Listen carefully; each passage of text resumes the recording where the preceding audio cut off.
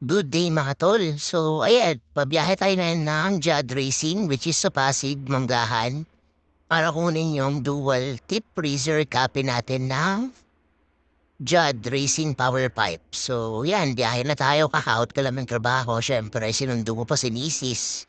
So rekta tayo na Pasig, tara. And ayan, ang bilis namin.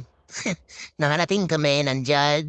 So kami pa lang yung unang gagawan since kami yung unang nasa pila. So yun, nag-aahan nyo guys, magpupunta kayo dito kasi sobrang daming nagpapagawa, miss. So yan, at syempre, konting buffing. Para syempre, presentable, lalong presentable. At nagkakasukatan na nga tayo kung gaano kataas, gaano kababa. Syempre, doon tayo sa high mount. So yan.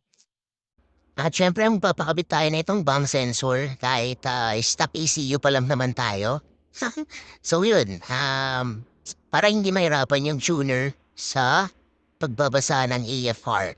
So, para madali na lang i-tune. And ayan, yung ginagawa ni Kuya dyan yung parang flat bar na clamp holder. Parang sa NMAX yan, dyan ilalagay.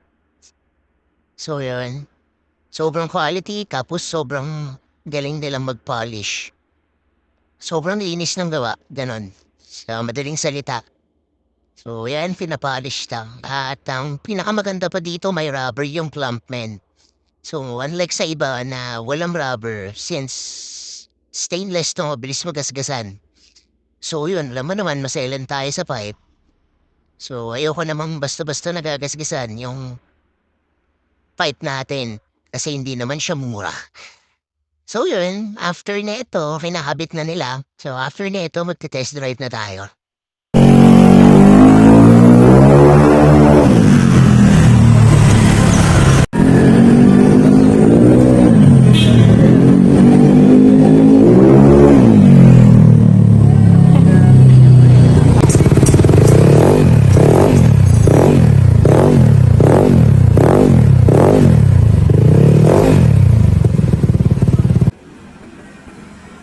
So, ayan, ito na nga yung finished product, no? So, gusto ko lang pasalamat kay Sir Jad sa dual tip na to. Maraming salamat, Sir Jad.